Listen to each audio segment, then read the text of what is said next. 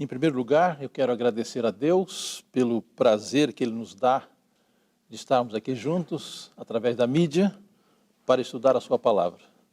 Eu peço a todos os nossos internautas, todos que estão conectados, que orem no seu coração para que o Espírito de Deus possa atuar em nós, através de nós, para a compreensão da Sua Palavra. Antes de começar o estudo propriamente dito, eu quero chamar a atenção dos nossos irmãos que estão conectados com um texto muito essencial do Espírito de Profecia, que fala o seguinte: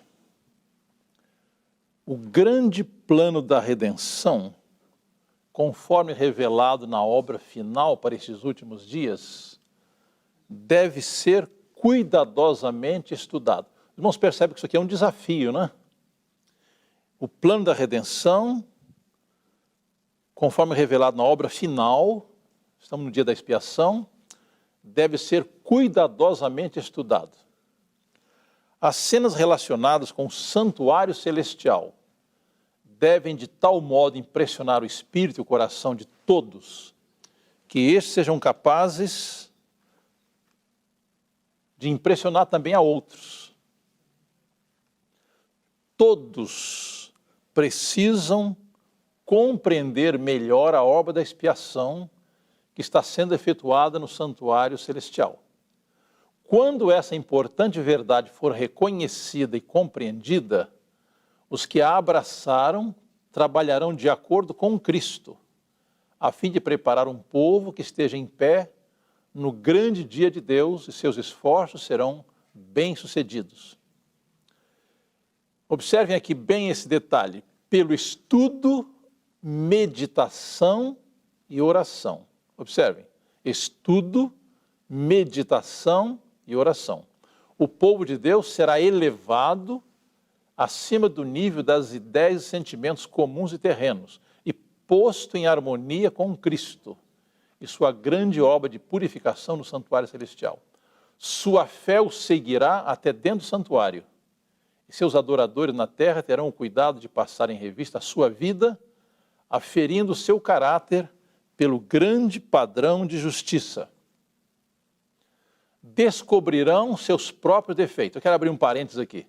É muito fácil nós descobrirmos os defeitos dos outros, né? Mas aqui diz assim: descobrirão seus próprios defeitos e reconhecerão também que necessitam do auxílio do Espírito de Deus, a fim de estar habilitados para a grande e solene obra do presente tempo, que Deus impôs aos seus embaixadores. Querido irmão, querida irmã, querido internauta, isso aqui é um desafio para cada um de nós. Há uma promessa no Espírito de Profecia que quando nós estudarmos e compreendermos a obra que Cristo está fazendo por nós no santuário celestial, vai haver um revivamento no povo de Deus. Então esse assunto aqui é de vital importância. Bem, queridos irmãos, vamos ao nosso estudo então. O texto de introdução que foi lido em Êxodo 25, verso 8, diz: e me farão um santuário. Quem falou isto? Cristo, né? Me farão um santuário para que eu habite no meio deles. Então, qual é o propósito do santuário, realmente? O santuário é um meio divino de reconciliar Deus com seu povo. Às vezes nós olhamos o santuário com certo temor, com certo medo, mas, em realidade, o propósito do santuário é para que Deus habite no nosso meio, esteja conosco, que haja uma reconciliação entre Deus e seu povo. E essa profecia cumpriu-se na pessoa de Cristo, quando Ele encarnou, quando Ele tornou-se um de nós. Ele habitou conosco, Ele habitou em nós. E a promessa de Deus é que o Espírito Santo quer habitar no coração do seu povo. Então, irmãos, vamos ter em mente que o santuário não é um um assunto para nos amedrontar, nos apavorar. Não. O santuário é uma grande bênção para o povo de Deus. Aliás, onde está Jesus agora? Jesus está no santuário. Então, onde devemos encontrá-lo? É no santuário.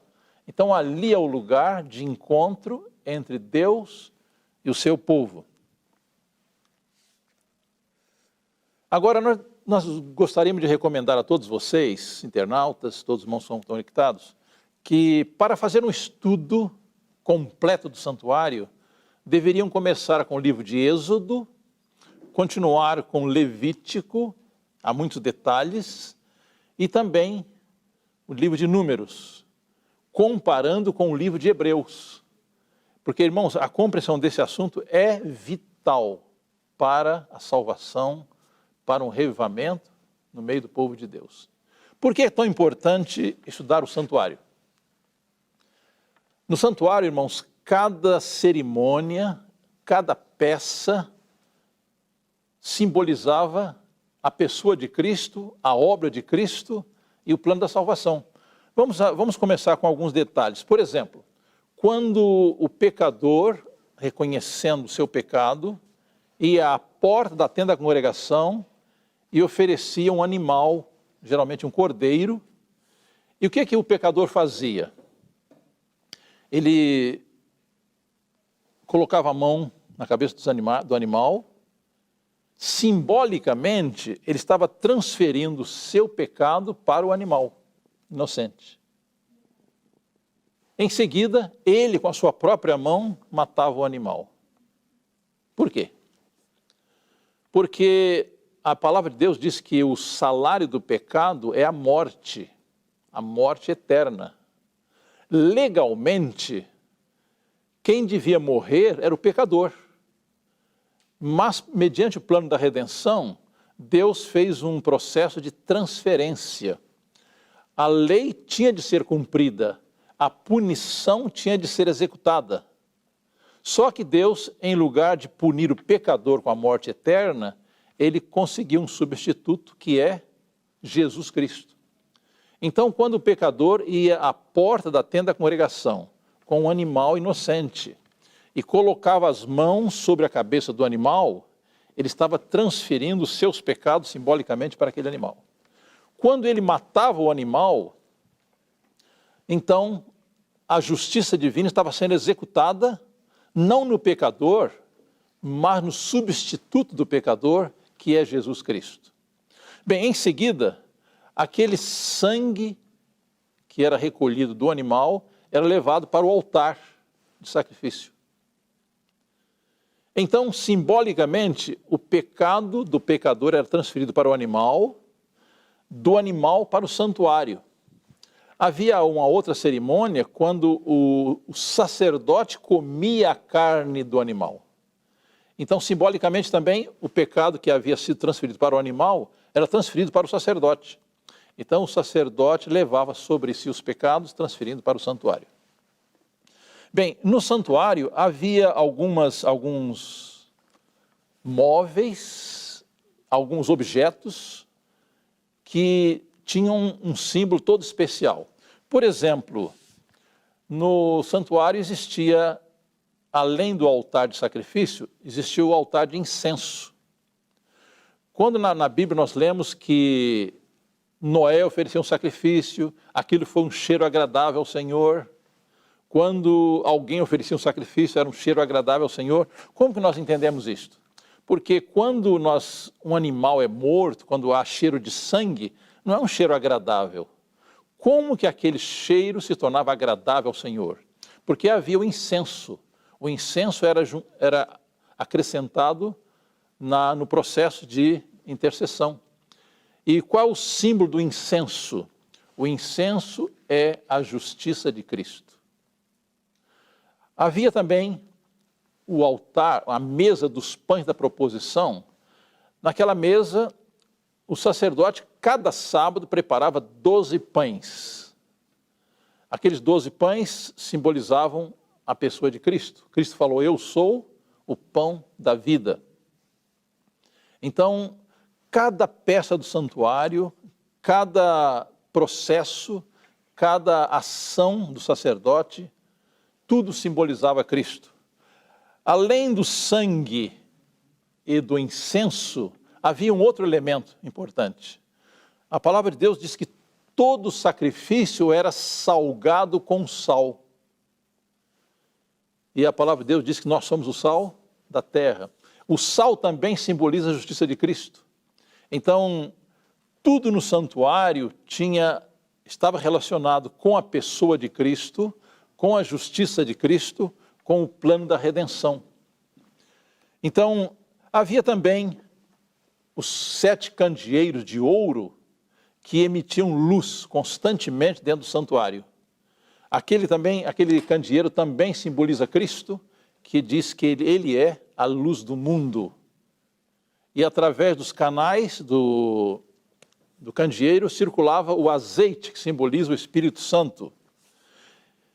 Então, diariamente era feito aquele sacrifício, aquele processo de transferência do pecado do pecador para o cordeiro, para o santuário.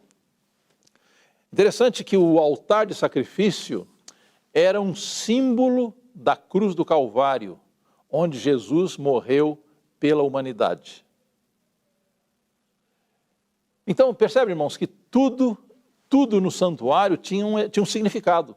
É por isso que eu quero insistir com vocês todos que estudem detidamente todo o ritual do santuário. Então, Êxodo, Levítico, Números e Hebreus, para terem uma compreensão bem profunda. No livro Conflito do Século também tem alguns capítulos referentes ao santuário.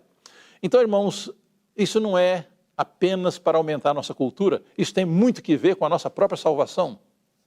Então, se Jesus está no santuário, onde deve estar a nossa mente?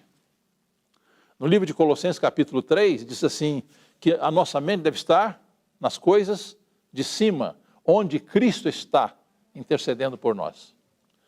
Bem, todo esse processo era feito durante todo o ano, quando o pecado era transferido do pecador para o cordeiro, para o santuário, e ali havia, como já mencionamos, 3 elementos essenciais. O sangue, que simboliza a vida de Cristo, que é oferecida pelo pecador.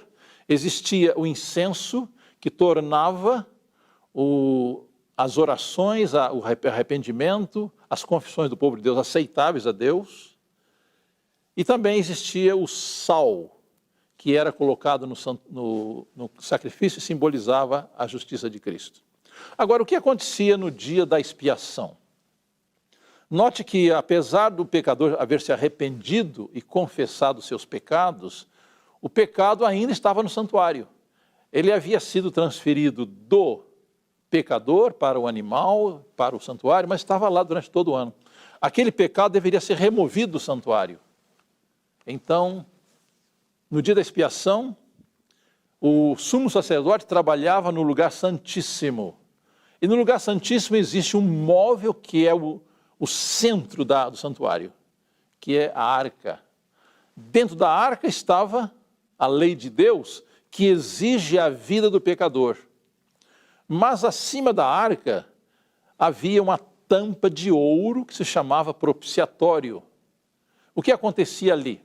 Então, por baixo da tampa da arca estava a lei de Deus demandando a vida do pecador. Por cima da arca estava a tampa que se chamava propiciatório, e sobre aquela tampa, o sumo sacerdote trazia o sangue do bode expiatório e colocava sobre o propiciatório.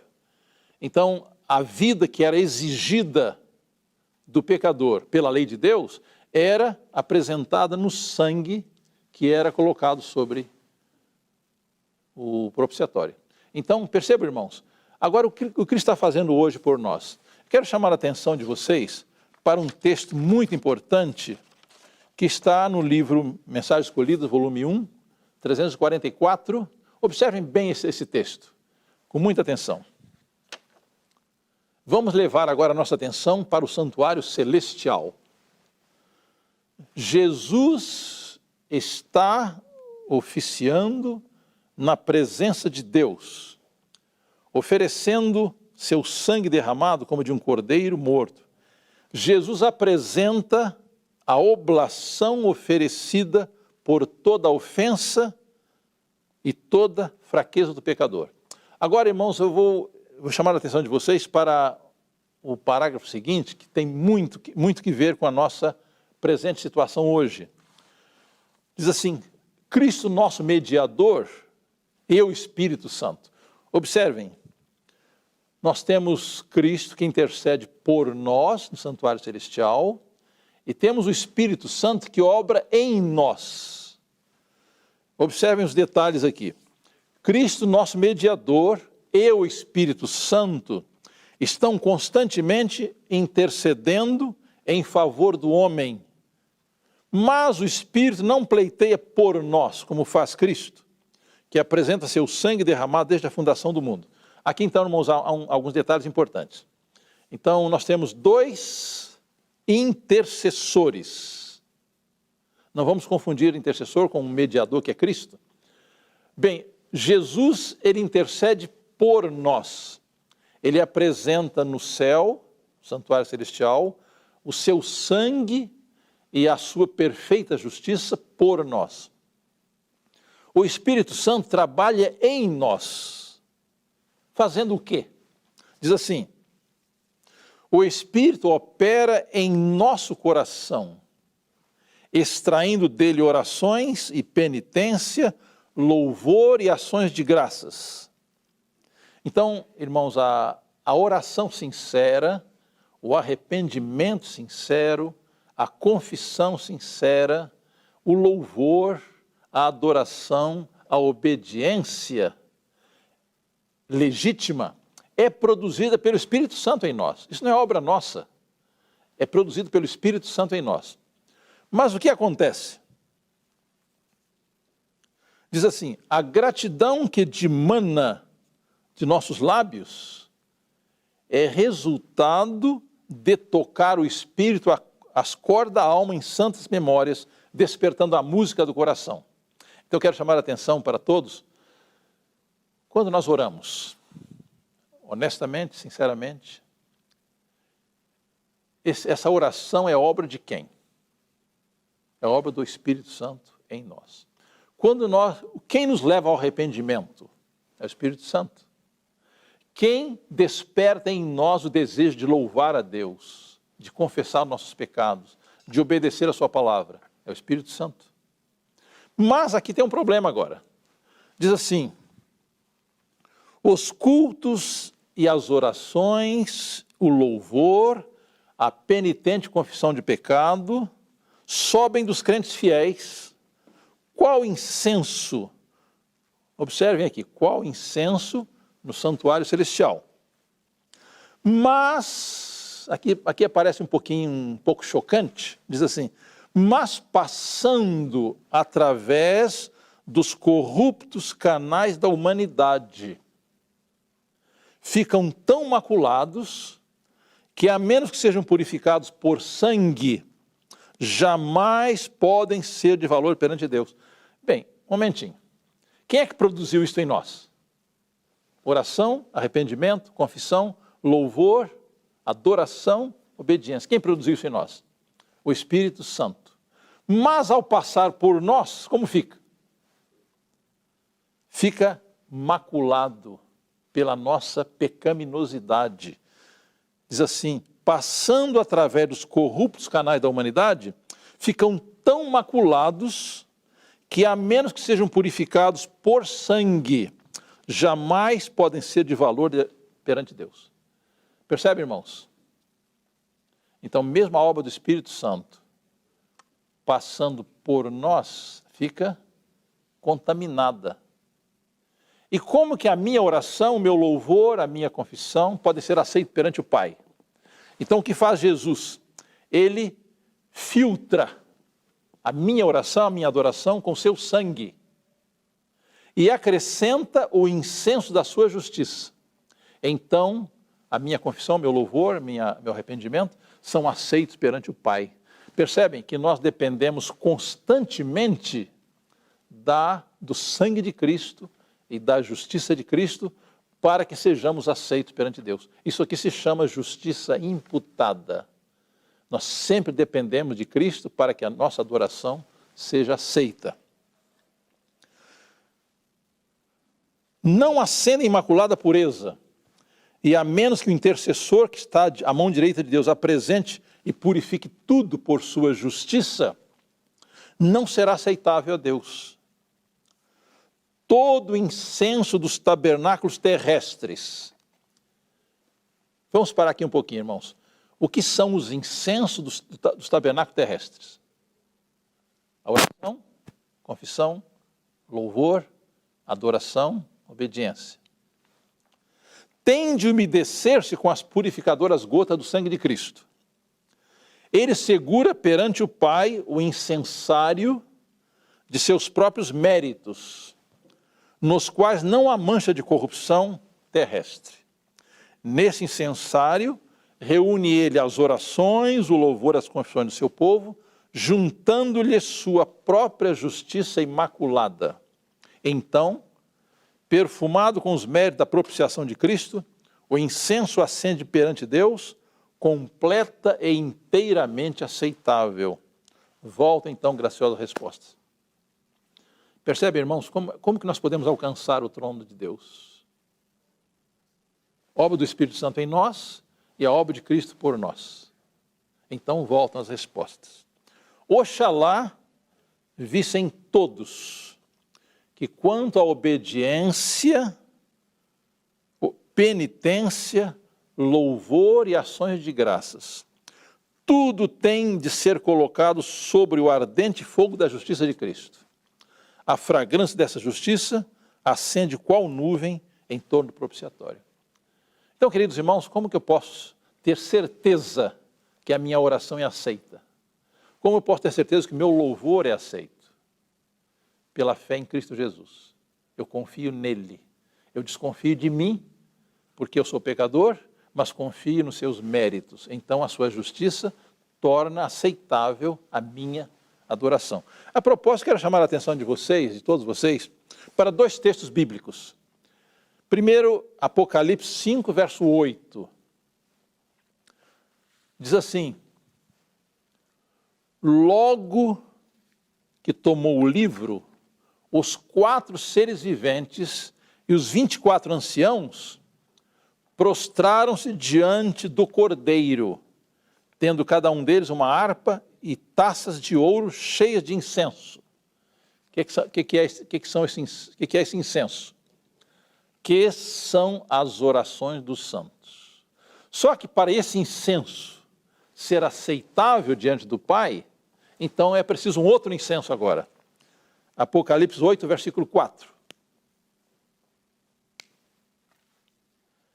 E da mão do anjo subiu diante de Deus a fumaça do incenso com as orações dos santos. Perceberam aqui a diferença? Então, no primeiro caso, os 24 anciãos, os 4 seres viventes, eles apresentam um incenso que são as orações dos santos. Mas agora aparece o anjo, que é Cristo, ele apresenta um outro incenso com as orações dos santos, para que as nossas orações se tornem aceitáveis. Bem, irmãos, então, no santuário celestial está tudo que nós precisamos estudar para ter uma compreensão plena do Evangelho. Ali há vários detalhes importantes. Por exemplo, o altar de sacrifício era o símbolo da cruz de Cristo. O altar de incenso simboliza a justiça de Cristo, que é acrescentada à adoração dos santos. O pão da proposição simboliza Cristo, que é o pão da vida. O candelabro significa Cristo, que é a luz do mundo. E o trabalho do dia da expiação. Bem, irmãos, na Bíblia nós encontramos várias vezes o salmista, o escritor, reclamando de Deus. Por exemplo, talvez já passou pela cabeça de vocês também, por que é que aqueles que desprezam a lei de Deus, os ímpios, aqueles que desafiam a Deus, parece que têm uma vida próspera, tem dinheiro, tem mansões, tem carros do ano, tem toda a prosperidade.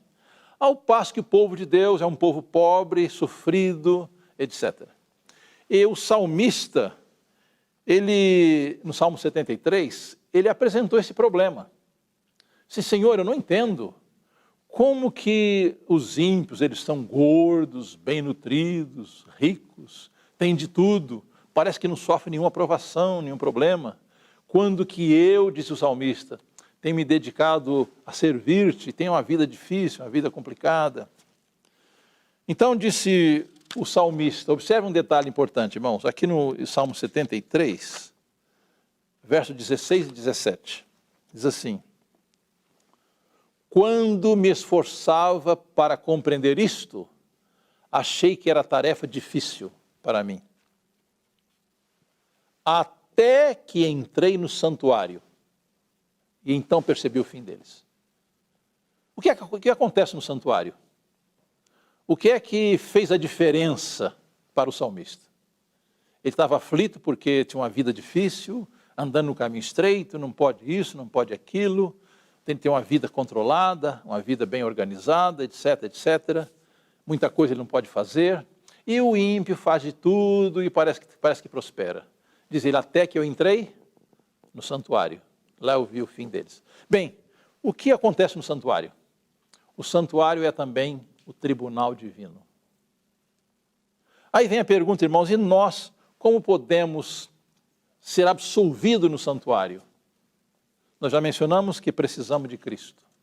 Cristo é o nosso advogado, Cristo é o nosso sumo sacerdote, ele apresenta o seu sangue por nós e apresenta a sua perfeita justiça que cobre as nossas deficiências de caráter.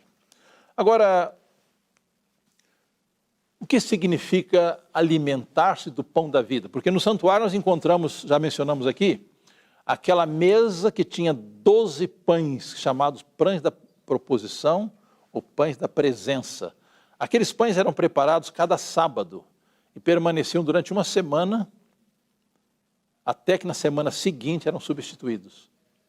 Agora Jesus falou, eu sou o pão da vida. Quem come minha carne e bebe meu sangue, tem vida em si mesmo. O que significa comer a carne e o sangue de Cristo? Diz a inspiração, no livro Desejado, comer a carne e beber o sangue de Cristo é recebê-lo como Salvador pessoal. Irmãos, não é suficiente eu dizer que Jesus é o Salvador do mundo, não. Eu tenho de reconhecer a Jesus como meu Salvador pessoal. Eu preciso ter um relacionamento pessoal com Ele. Então diz a inspiração, comer a carne e beber o sangue de Cristo é recebê-lo como Salvador pessoal, crendo que Ele perdoa nossos pecados e nele estamos completos. É contemplando seu amor, detendo-nos sobre Ele, sorvendo-o, que nos havemos de tornar participantes de sua natureza. O que é a comida para o corpo deve ser Cristo para a alma. O alimento não nos aproveita se não ingerimos, a menos que se torne parte do nosso corpo. Agora, na prática, irmãos, o que significa comer a carne e beber o sangue de Cristo? Observe esse detalhe importante. Como a vida física se mantém pela comida, assim é a espiritual mantida pela palavra de Deus. E toda alma deve receber por si própria vida da palavra de Deus. Como temos de comer por nós mesmos, a fim de receber nutrição, assim devemos receber a palavra por nós mesmos. Irmão, se eu fizesse uma proposta aqui, falei assim, mais ou menos assim, irmãos, vamos ter o almoço daqui a pouco, e vocês não precisam se preocupar com a comida, não, porque eu vou comer por vocês. Vocês aceitariam isto? Tem sentido, né? O que é que cada um necessita fazer? Comer por si. Eu não aceito que alguém coma por mim. Eu preciso comer por mim mesmo. Então aqui diz assim, como temos de comer por nós mesmos, a fim de receber nutrição? Assim devemos receber a palavra por nós mesmos. Não haveremos de obter simplesmente por meio de outra pessoa. Cumpre-nos estudar cuidadosamente a Bíblia. A propósito, quero fazer uma pergunta para cada um de vocês. Você está estudando a palavra de Deus cada dia? Você está examinando a palavra? Você está aplicando a palavra a você mesmo? Devemos estudar cuidadosamente a Bíblia, pedindo a Deus o auxílio do Espírito Santo, para que possamos compreender a palavra. Devemos tomar um versículo, concentrar a mente na tarefa de averiguar o pensamento nele posto por Deus para nós. Convém demorar-se sobre esse pensamento até que nos apoderemos dele e saibamos o que diz o Senhor. O parágrafo seguinte também é muito importante. Observem aqui. A palavra destrói a natureza carnal, terrena, e comunica nova vida em Cristo Jesus. Parece que é um texto muito forte, né? Muito bom. Diz que a palavra que faz destrói a nossa natureza carnal e comunica nova vida em Cristo Jesus. O Espírito Santo vem ter com a alma como consolador. Pela transformadora influência de sua graça, a imagem de Deus se reproduz no discípulo, torna-se uma nova criatura. Observem que o Espírito Santo, ele trabalha em harmonia com a palavra. É ele que faz a nossa transformação. É ele que gera em nós uma nova criatura. O amor toma o lugar do ódio e o coração adquire a semelhança divina.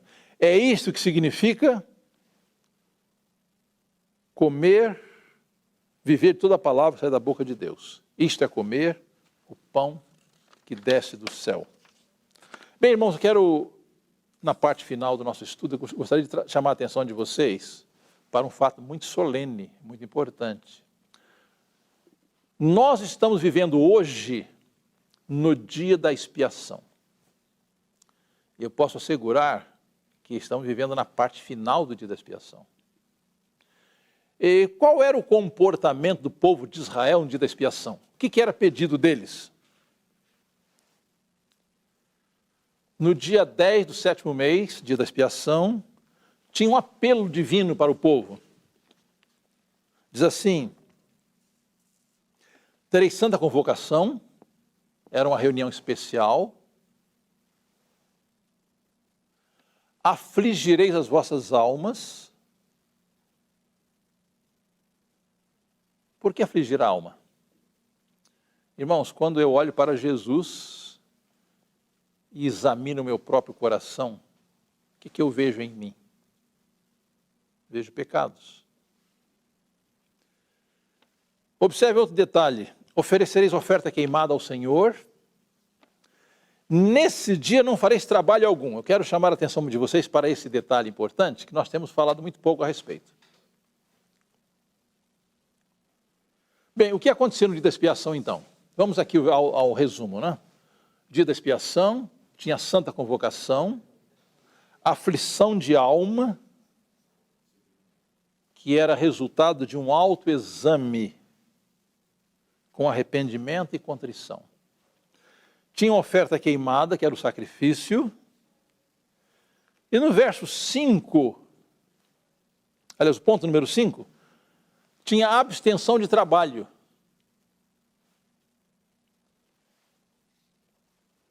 Eu quero me demorar um pouquinho nesse ponto aqui.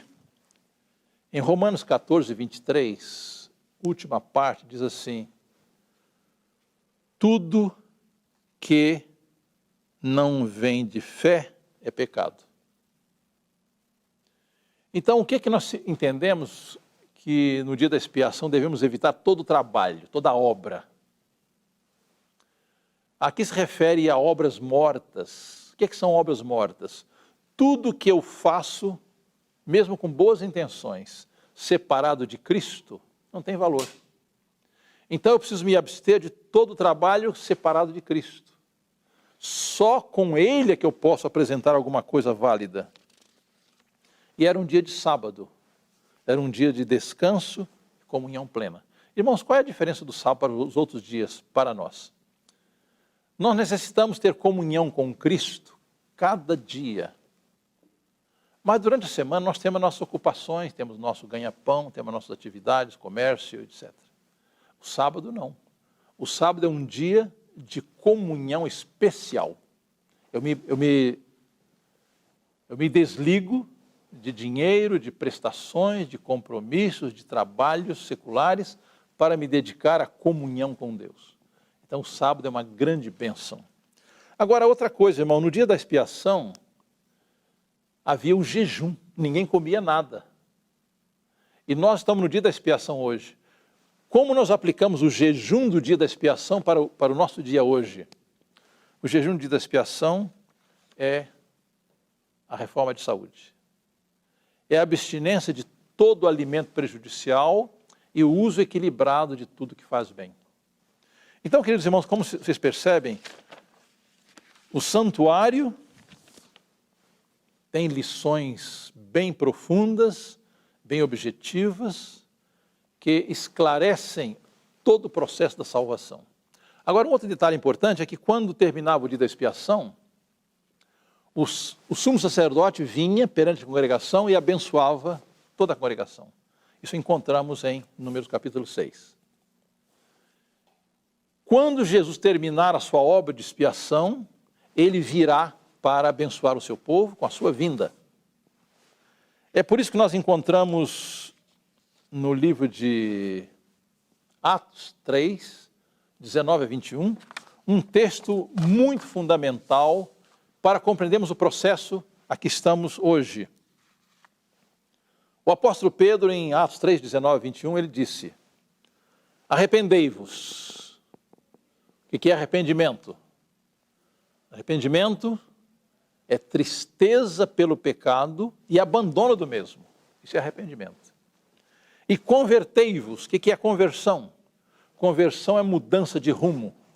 Eu ia para a perdição, eu ia para o inferno, eu ia para o precipício. Agora, aceitando a Cristo, eu mudo de direção. Eu vou para o céu. Arrependei-vos e convertei-vos para serem cancelados os vossos pecados. Então, em Israel, quando que os pecados do povo de Israel eram cancelados? Porque cada dia o pecado era trazido ao santuário e ficava no santuário. No dia da expiação, o bode expiatório morria pelo povo, o sangue do bode expiatório era colocado no propiciatório e, finalmente, os pecados do povo de Deus eram colocados sobre o bode emissário. Então, o que acontece com hoje? Quando eu vou a Jesus, reconhecendo meus pecados, eu me arrependo, confesso e abandono os pecados. Esses pecados são transferidos para Cristo, que intercede por mim. Lá ele apresenta o seu sangue, a sua justiça em meu favor. E no final do dia da expiação, esses pecados são cancelados e transferidos para Satanás. Após esta experiência, Cristo virá para levar o seu povo. Mas há alguns detalhes mais aqui, irmãos. No Atos 3,19 tem arrependimento, conversão, apagamento dos pecados, a chuva serôdia e depois a volta de Cristo. Então aqui há vários pontos relacionados com o dia da expiação. Queridos irmãos, Deus quer fazer uma obra completa em nosso favor, levando-nos a uma conversão genuína. Não se esqueça daquele apelo que nós fizemos no começo para estudarmos seriamente, cuidadosamente, o assunto do santuário. Desde o Êxodo, Levítico, Números e Hebreus. Para termos a compreensão do que Cristo está fazendo por nós. E onde devemos encontrar-nos com Cristo? Onde está Cristo agora? No santuário. É ali que devemos encontrar-nos com Ele, pela fé. Hoje estamos vivendo no dia antitípico da expiação, quando Cristo ainda intercede pelo seu povo e por aqueles que ignorantemente ainda transgridem a lei de Deus. Nossa atenção deve estar fixada em Jesus, nosso intercessor, que depois de terminar a sua obra mediadora, voltará para levar seus filhos fiéis ao lar eterno. Queridos irmãos, Deus nos chama hoje. Vinde a mim, todos que estáis cansados e oprimidos, e eu vos aliviarei. Aprendei de mim, que sou manso e humilde de coração, e encontrareis descanso para as vossas almas, porque o meu jugo é suave e o meu fardo é leve. Que nós, nesse momento, tomemos a decisão de entregar-nos a Cristo, para que Ele faça uma obra especial por nós, no santuário celestial, apagando nossos pecados, e para que o Espírito Santo faça uma obra em nós, purificando todo o pecado. E eu gosto muito daquela promessa que encontramos em Filipenses 6. Aquele que começou em vós a boa obra, há de terminá-la, há de aperfeiçoá-la, há de concluí-la até o dia de Jesus Cristo. Que essa seja a nossa experiência com Ele. Amém. Se de alguma forma essa mensagem tocou o seu coração, compartilhe com seus amigos e familiares. Deixe o seu like, se inscreva no canal para receber todas as mensagens que ajudarão a edificar a sua vida espiritual. Deus te abençoe sempre.